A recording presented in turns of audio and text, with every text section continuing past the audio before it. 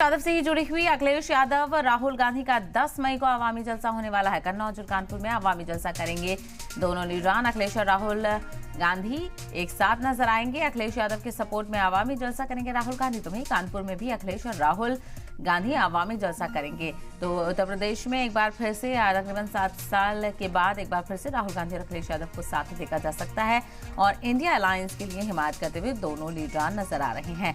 तो कांग्रेस और समाजवादी पार्टी की एकता की खूबसूरत तस्वीरें देखने को मिल रही हैं और चूंकि इलेक्शन का दौर जारी है, 3 मरहलों के तहत वोटिंग हो चुकी है। अब आगे के मरहलों पर इंडिया अलायंस का फोकस है और ऐसे में अखिलेश यादव और राहुल गांधी एक साथ मिलकर ताकत का मुजाहरा करेंगे और वोटरों को ज्यादा से ज्यादा राग़िब करने की कोशिश करेंगे। तो काफी पुरअतमाद दोनों ही लीडर नजर आ रहे हैं और ऐसे में बढ़ चढ़कर यहाँ पर इंतखाबी तशरीह में हिस्सा लिया जा रहा है। कोई भी मौका यहाँ पर ना छोड़ने की कवायद देखने को मिल रही है।